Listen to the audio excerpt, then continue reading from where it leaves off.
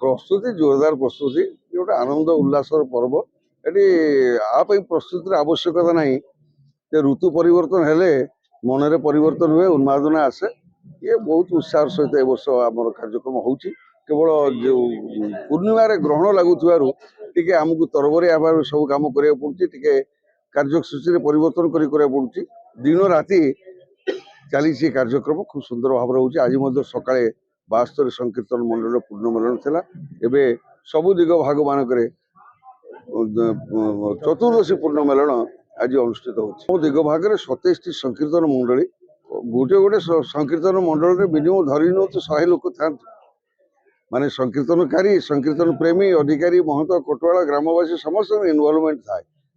आम संकीर्तन मंडल आम दिग भाग में 27 ग्राम इनक्लूड अच्छा नहीं ये यात्रा को आम गोटे स्वतंत्र धरण उपस्थापन करने चाहूँ कारण यहाँ गोटे आध्यात्मिक परिवेश भितर हवा उचित रही जो आध्यात्मिकता रही युवक मान भितर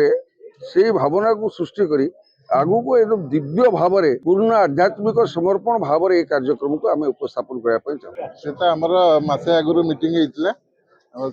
जमी परंपरा अनुसार हुए प्रति वर्ष से वर्ष भाया होटा आम पूर्ण मेलन आउटा तो एथर टे ये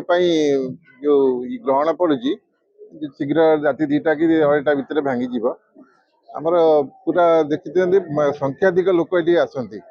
कारण यहाँ लास्ट मेलन 25 दिग भागर बहुत आडंबर सहित पालन कराए आमर प्रति घरे समस्त घरे बंधु बांधव समस्त आसिक पहुंचती आयोजन कराई समस्त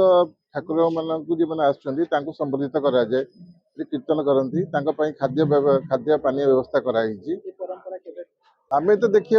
मत 60 वर्ष पाखापाखि है 60 वर्ष मोर बापा जेजेबापा ठू आरंभ कर यार कौन हिसाब नहीं मतलब 1000 वर्षर परंपरा ठू आरंभ जब आरंभ दौड़ से आमर ये आरंभ हो चलती